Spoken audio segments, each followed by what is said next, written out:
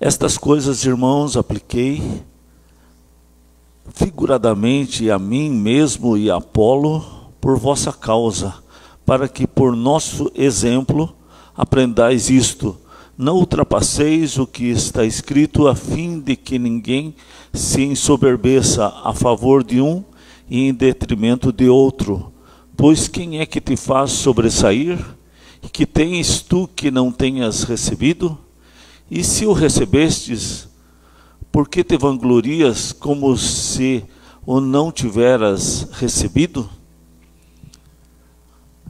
Acredito que esse assunto, ele é um assunto nosso, muito nosso, que é a questão do egoísmo. Então, o Tim Keller, ele fala a respeito no livro sobre o ego, o nosso eu transformado pela palavra de Deus, pela presença de Jesus dentro de nós. E é um livrinho bem pequenininho, bem fácil de ler e com muito conteúdo também. Todos sabem que número 666 é chamado o número da besta, não é assim? A origem desse número 6 está nos dias da criação. O sexto dia é o dia da criação do homem. Então o número 6 está falando a respeito do homem. E quando você coloca como na música Santo, Santo, Santo, é porque Deus, ele é completamente santo. É mais que santíssimo. Assim também é essa expressão 666, homem, homem, homem, é completamente no sentido, ele é o centro de todas as coisas, ele pode tudo o que ele quiser. O foco é o homem. Essa é a doutrina do anticristo. O anticristo, ele vai colocar sempre nos seus livros, na sua doutrina, naquilo que ele ensina, o homem como o centro de todas as coisas. E a gente precisa ficar atento, porque estamos vivendo nesse tempo. Não podemos nos iludir. O Timothy, não sei como é que fala em inglês, ele fala a respeito assim de que na cultura tradicional, o ego assim inflado, o ego, a super autoestima, era sempre a causa de todos os males.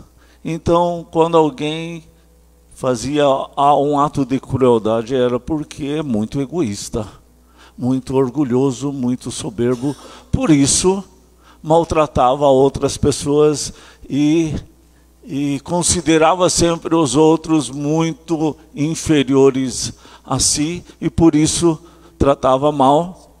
E nessa cultura tradicional, até o século XX, sempre a ideia era convencer a pessoa do erro que ela estava fazendo, confrontar esse erro e mostrar para a pessoa a necessidade dela mudar e de ver a maldade dos seus atos cruéis e esperar que a pessoa mudasse, mas também sem Deus. E hoje, na nossa cultura moderna e nos ensinamentos modernos, não é isso. Uma pessoa com uma autoestima super elevada, ela está caminhando para a perfeição, ela não vai fazer atos cruéis. Então é totalmente o contrário do que se ensinava antes, o que se ensina hoje. Uma pessoa com autoestima muito elevada, ela não vai se deter a fazer males às pessoas. Então, nessa cultura mais moderna, você tem que só tirar da criança, você só tem que tirar da outra pessoa o bem que já existe nela. Você só tem que incentivá-la, motivá-la, para que essas coisas boas apareçam, porque ela já tem esse bem dentro dela, né? Lembra que tinha aquelas frasezinhas, eu tenho a força, né? O teu bem interior, ou o teu mal interior, e você tem que saber trabalhar isso, mas sempre com a ideia de que você tem isso dentro de você, e você não precisa de Deus. Isso nada mais é do que também a doutrina do anticristo.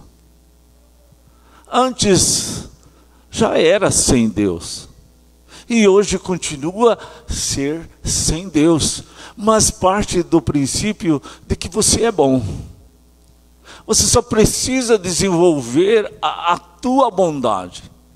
Hoje nós vamos ter o batismo da Esther, e um dos pontos que a gente fala no batismo e que a gente enfatiza é o Salmo 51, que diz assim: nós nascemos em pecado e em pecado nós somos gerados. O veneno da antiga serpente está dentro de nós, está na nossa alma desde criança. Não é que esse veneno vai vir depois dos 6 anos, quando começa a idade da razão, aí começa a desenvolver o veneno da antiga serpente. A gente já tem isso dentro do nosso coração desde a infância. Normalmente na Bíblia vai falar que ego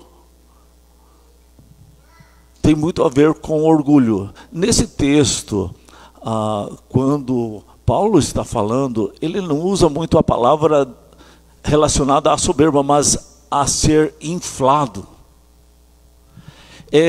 ser inchado, é como se fosse um músculo distendido, que se expandiu, é como se fosse um balão. Ele inchou, ele cresceu para aparecer, para ser visto. Então, quando você lê o livro de Corinto, você vai perceber que quando trata do nosso orgulho, do nosso ego orgulhoso, ele está mais relacionado a um balão. Tanto que ele diz assim: por que você está assim, achando que pode sobressair? Há uma outra palavra que repete bastante no livro de Corinto, é vanglória, ou jactar-se, que é chamar a atenção para si.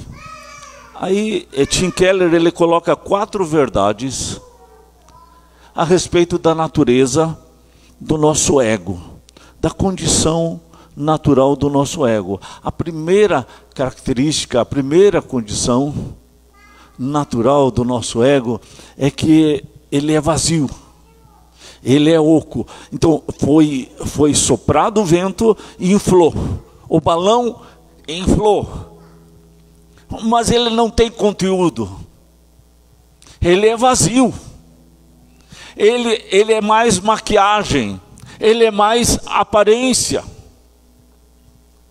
ele só está ali para chamar atenção, mas ele não tem realmente em si conteúdo, como às vezes alguns animais que quando estão para luta, eles inflam, o pelo arrepia, mas não aumentam o tamanho dos músculos.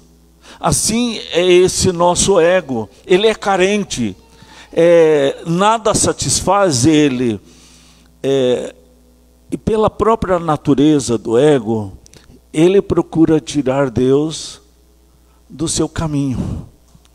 E ele procura desenvolver sua identidade sem Deus. Então, na verdade, sem Deus, mostra que ele é oco mesmo. Porque você tira Deus da sua alma,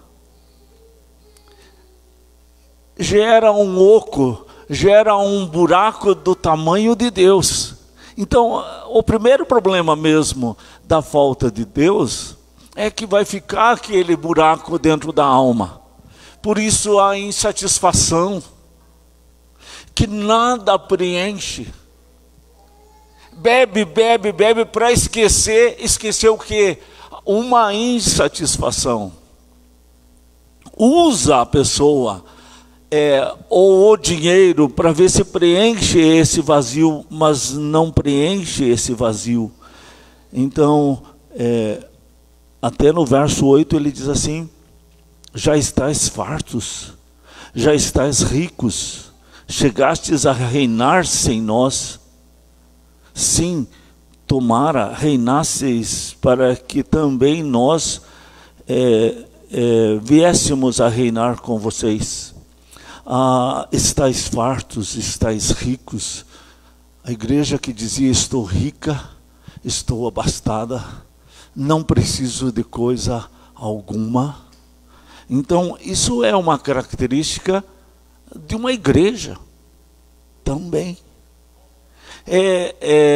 De algo, assim, de um orgulho espiritual, que você tirou Deus da igreja, da vida, e você entende que você é competente por você mesmo, sem Deus. Estais ricos, estais fartos, não precisa de coisa alguma, eu consigo, eu posso, né? Então, porque na verdade o nosso ego, ele busca três coisas.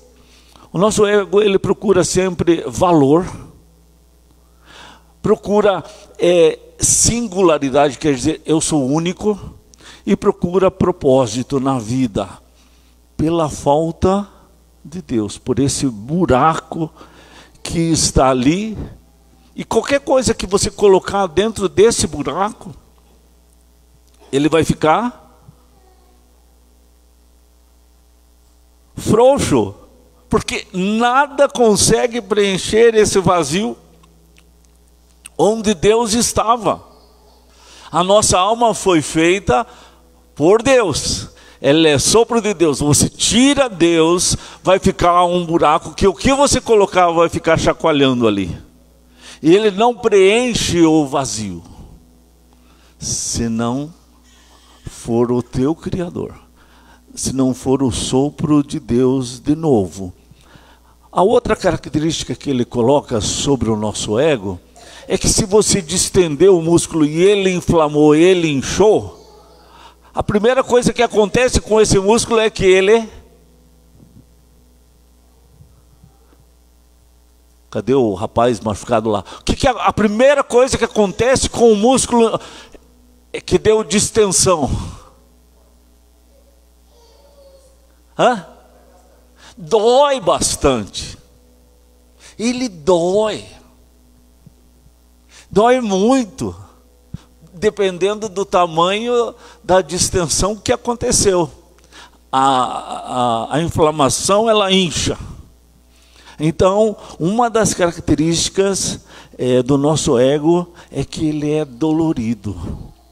Se você pega e você tem um dedo que você bateu e ele está ali inchado, aquele dedo, pode ser o dedo menorzinho do pé. Quando você está caminhando, a primeira coisa que você sente dentro do calçado é a dor.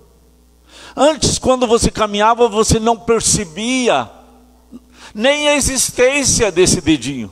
Agora você percebe a existência dele e você percebe com dor. Então, um dedo doendo vai chamar atenção para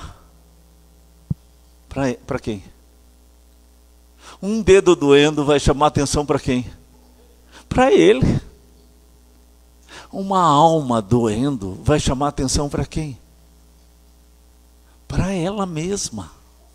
Por isso que ela é egoísta. Por isso que ela centraliza tudo para ela. Se não estiver doendo, o dedo não vai ser chamado a atenção e você esquece até que ele existe. Uma alma doendo, um egoísmo, ele doendo, ele vai chamar atenção para si. E aí é o grande problema. Então, quando o nosso ego ele está dolorido, Qual que é o sintoma do ego dolorido? Eu sou bonito? As pessoas me veem como bonito?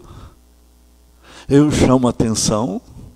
As pessoas estão me tratando bem ou não? Como é que elas me veem? Como é que elas me tratam? Né? Então, isso me chama a atenção. Eu fui esnobado. Isso magoou. Isso causou um transtorno dentro de mim porque alguém me esnobou. É porque o nosso ego ele é dolorido. Terceira coisa, terceira característica do nosso ego é que ele é atarefado. Terceira verdade da situação do nosso ego. Ele é muito atarefado. Para que a gente é atarefado? Para que o ego ele gosta de muita tarefa? Para ser reconhecido. Para mostrar que nós somos importantes. Somos úteis. Por quê? Porque o ego ele busca o quê? Valor. Eu sou único e eu busco propósito. Então, se eu sou muito atarefado, dá a ideia de que eu sou muito importante e que eu tenho um propósito na vida, né? Então, a pessoa acaba se tornando ocupada demais, não tem tempo e acaba tendo que chegar muitas vezes atrasado nos seus compromissos, porque tem compromisso demais, né? E aí sofre de dois probleminhas, que são as comparações e as competições. Porque o ego ele precisa de arquibancada. O ego ele precisa chamar atenção, ele precisa ser visto. Então, para o ego não é só importante ter algo. Para o ego é importante ter mais que alguém. Para o ego não é importante só ser bonito, mas tem que ser mais bonito do que alguém. Ser mais inteligente do que alguém. Tem que ter a arquibancada, tem que ter o concorrente, porque se não tiver, não tem graça. Se aquele jogador do meu time rival vier jogar no meu time, pronto, às vezes acaba a graça da competição, porque misturou os jogadores. E a graça estava na competição, né? Por quê? Porque é assim que é o ego. Aquele que está tentado pela sua cobiça, vamos pensar assim, na cobiça sexual, ele cobiça uma mulher bonita, e pela sua tentação, pela sua cobiça, ele quer um relacionamento com aquela mulher bonita. E vai satisfazer o desejo da sua cobiça. O egoísta, ele é assim. Ele quer isso, mas ele quer não só por isso. Ele quer para mostrar desempenho. Ele quer mostrar assim a capacidade que ele tem de ter aquela mulher bonita que os outros homens não podem ter.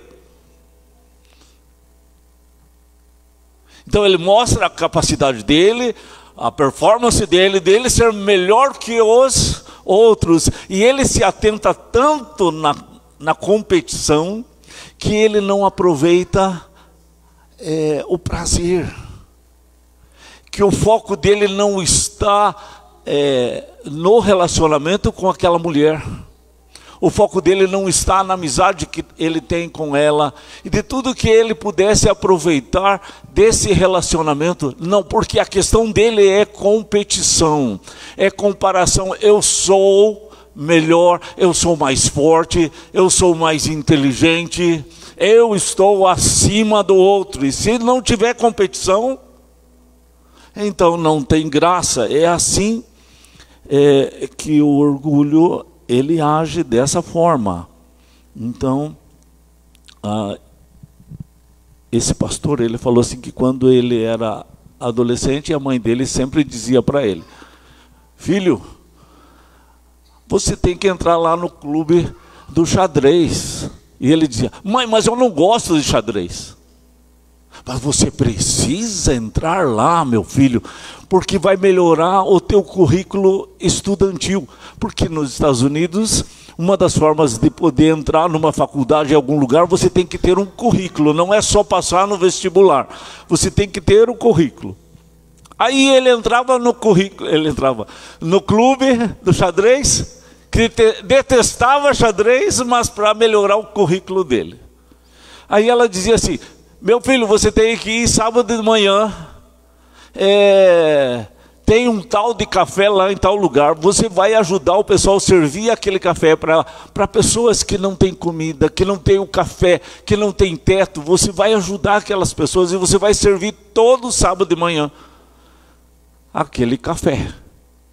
Mas mãe, eu não gosto de fazer isso. Vai, porque aquilo vai melhorar o teu currículo estudantil.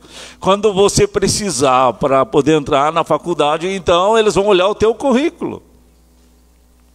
E ele diz assim: eu acabava fazendo um monte de coisa que eu não gostava por causa do currículo. E eu acabava não aproveitando as coisas que eu tinha que fazer, porque eu fazia porque tinha que fazer, assim como o Alisson falou, tem que fazer. E daí quando tem que fazer, a pessoa não se deleita naquilo que está fazendo. Ela não está feliz naquilo que está fazendo, porque ela nem pensa no que está fazendo. Porque ela já tem o quê? Algo lá na frente. Por que ela está fazendo aquilo? Então ela não faz por causa do coração, ela faz por causa da obrigação. A quarta e última característica a respeito do ego é que ele é frágil. Você infla um balão, no final das contas um balão é muito frágil. Você pode pintar ele e ele pode ter desenhos bonitos, mas ele é frágil. Tanto aquele balão que inflou, como aquele desinflado. O inflado é a super autoestima. Desinflado é a pessoa de baixa autoestima.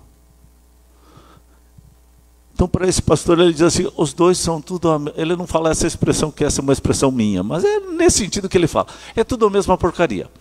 Não muda em nada. A baixa autoestima é ruim, a super autoestima é ruim, e quando não, realmente não é colocada em ordem por Deus, sempre o nosso ego está adoecido. Aí ele fala a respeito de coisas que a gente procura e que a gente sempre está insatisfeito. Ele conta a respeito daquilo que ele leu sobre a Madonna, que ela sempre se via como medíocre. Então ela tentava fazer o melhor show, o melhor espetáculo, para que ela estivesse lá em cima. Mas depois que ela terminava o espetáculo, depois que ela terminava o que tinha feito, no outro dia ela se sentia medíocre. E ela tinha que fazer um espetáculo melhor para que ela não se sentisse medíocre. E ela sempre estava se sentindo medíocre, mesmo que as pessoas elogiassem, aceitassem, mas nunca era suficiente. Assim eu também vejo sobre o futebol. Às vezes, eu não sei se vocês ouvem a propaganda sobre a Libertadores, em busca da glória eterna. Vocês ouviram essa frase? Em busca da glória eterna.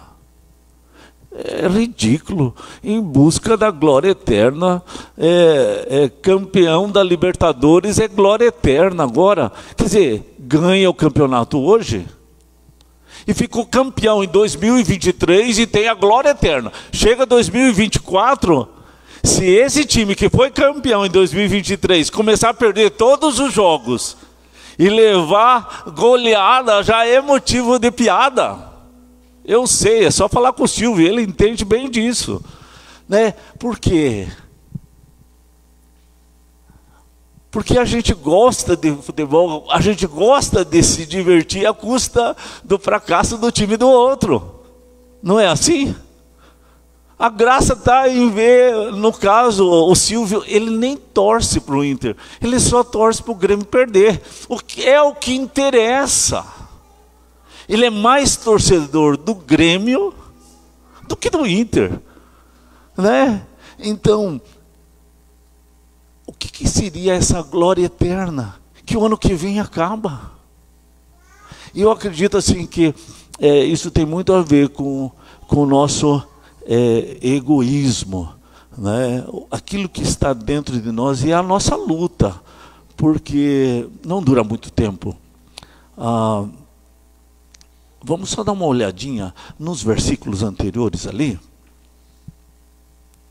No verso 3, ele diz assim: todavia a mim muito pouco se me dá de ser julgado por vós, ou por tribunal humano, nem eu tampouco julgo a mim mesmo, porque de nada me argui a consciência, contudo nem por isso me dou por justificado, pois quem me julga é o Senhor. Portanto, nada julgueis antes do tempo, até que venha o Senhor, o qual não somente trará à plena luz as coisas ocultas das trevas, mas também manifestará os desígnios dos corações. E então cada um receberá o seu louvor da parte de Deus. Paulo está explicando a respeito que ele não faz esse julgamento das pessoas e ele não faz esse julgamento dele mesmo. Porque ele está assim nesse contexto do ego inflado, que ele está chamando a atenção. Porque dentro da igreja de Corinto, uns disseram assim: eu sou de Paulo. Aí um outro grupo ali disse assim: eu sou de Pedro. Pedro é muito mais bíblico do que Paulo. Aí o outro lá disse assim: não, nós somos de Apolo, porque Apolo é um grande pregador. Aí um outro grupo diz assim: bom, nós não somos nem de Pedro, nem de Paulo, nem de Apolo, nós somos de Jesus. Por quê? Paulo estava dizendo assim, as pessoas estavam fazendo julgamentos de acordo com o seu egoísmo, dentro da igreja, e buscando glória dentro da igreja, por coisas do seu egoísmo, por julgamentos errados.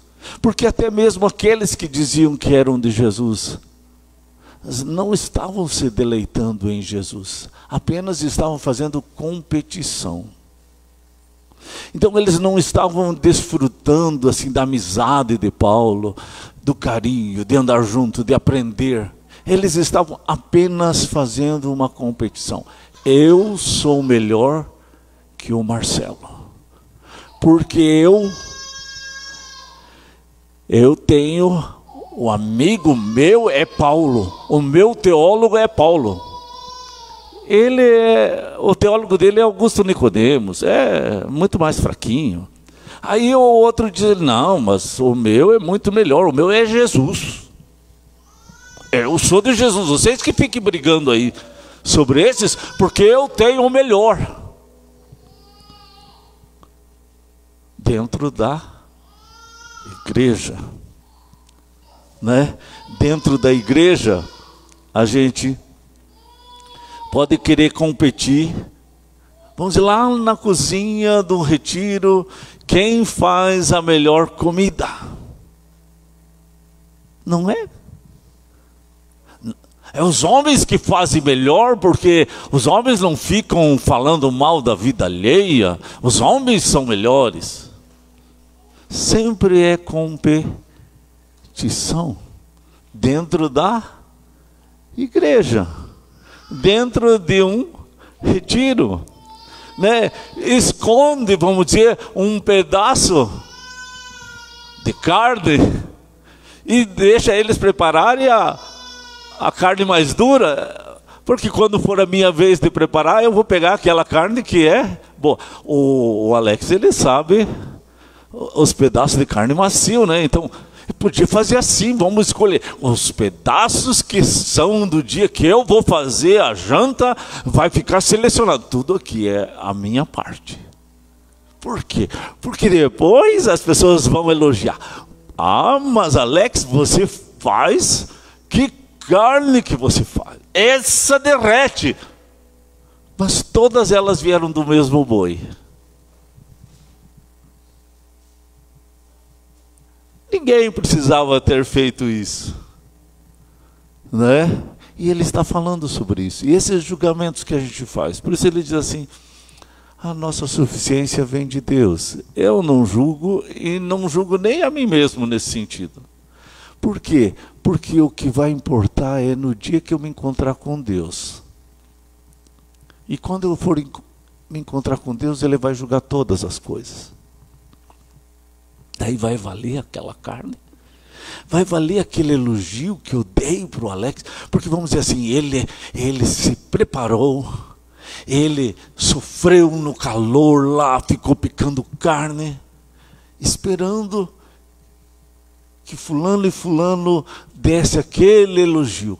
Ah, mas não teve uma carne melhor do que aquela que você preparou. E o que adianta em relação à eternidade isso? Esse juízo, esse julgamento, valeu? Acrescentou um côvado ou algum ourozinho lá no céu? Um espaço maior, melhor lá no céu, esse elogio? Ou era só para agradar o meu ego aqui? Eu precisava desse elogio. Eu precisava que eu fosse visto o melhor cozinheiro do retiro. É isso que Paulo estava dizendo. Isso não ia influenciar em nada. Por isso ele diz assim: portanto, nada julgueis antes do tempo, até que venha o Senhor, o qual não somente trará à plena luz as coisas ocultas das trevas, mas também manifestará os desígnios dos corações. E então cada um receberá seu louvor da parte de Deus.